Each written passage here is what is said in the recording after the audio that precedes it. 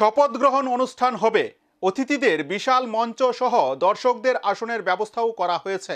প্রশাসনিক কর্মকর্তারাও ছিল প্রস্তুত।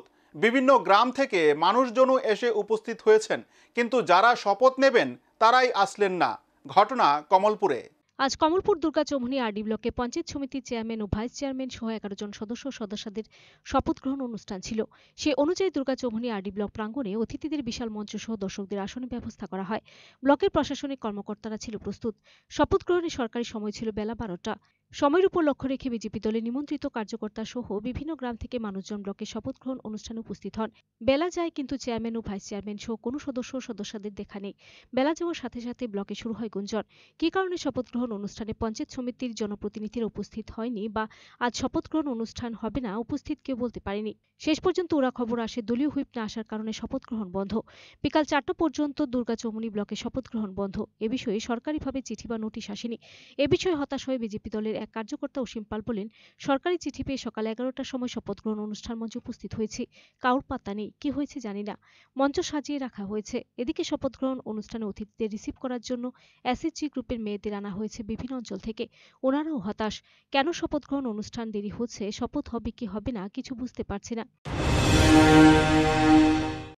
দুর্গা চৌমুহনী আরডি ব্লক আজকে শপথ গ্রহণ অনুষ্ঠানে নিমন্ত্রণ পেয়ে এসেছিলাম 11টার সময়, কিন্তু এসে শুনলাম যে কী কারণে আজকে শপথ গ্রহণ অনুষ্ঠান স্থগিত রাখা হয়েছে।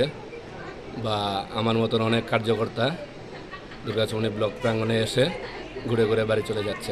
আজকে কি কোন ইয়েতে শপথ গ্রহণ অনুষ্ঠানের কথা ছিল?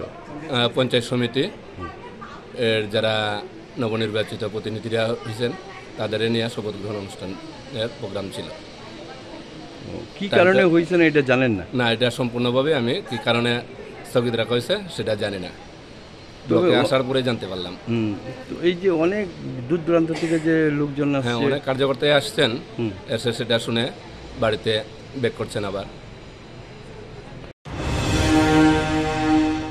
রামচন্দ্রমালাগা দুর্গা চৌমুহনী আরডি ব্লকে আমি আইছি। আচ্ছা, কি লিখাইছেন? আজকে শপথ গ্রহণ হওয়ার কথা ছিল।